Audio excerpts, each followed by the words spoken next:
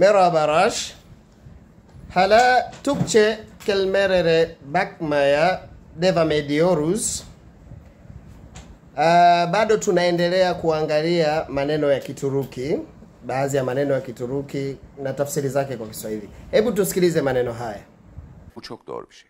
Bu çok doğru. Bu çok doğru. Hapo tumemsikia akisema bu çok duru. Bu çok duru. Hilo neno lina tafsiri yake kwa maana ya hii ni kweli ama hii ni kweli kabisa.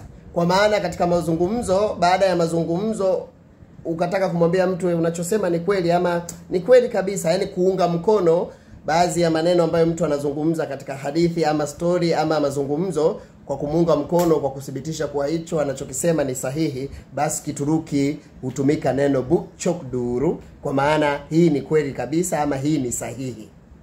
Kama kwa Kizungu tunavyoweza kusema ama wazungu wanapenda kutumia neno it is true. Sasa kwa Kituruki ndio tunasema bu çok dur. Bu çok dur kwa maana hii ni kweli ama hii ni sahihi. Peki bundan emin misin? Bundan emin misin? Bundan emin misin? Hapa pia tunamsikia akisema bundan emin misin? Bundan emin misin?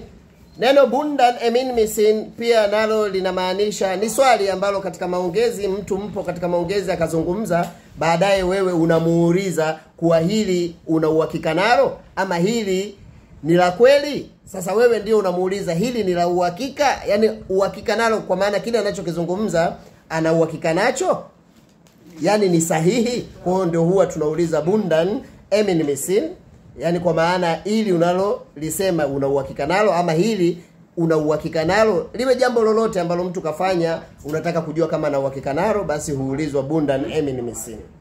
Bu senin hatan değil. Bu zaten senin hatan değil ki. Bu senin hatan değil ki. Hapa tunasikia tena akisema bu senin hatan değil. Nalo lina maana ya kusema kuwa hili si kosa lako ama haya si makosa yako. Kwa maana limetokea jambo, mtu akawa mnyonge ama akajihukumu, sasa unaweza kumpa moyo kwa kumwambia haya si makosa yako au hili si kosa lako. Sawa Kwa Kituruki hutumika kusema bu senin hatan değil. Bu senin hatan değil. Kwa maana ya haya si makosa yako ama hili si kosa lako. Kwa Kizungu tunasema it's not your fault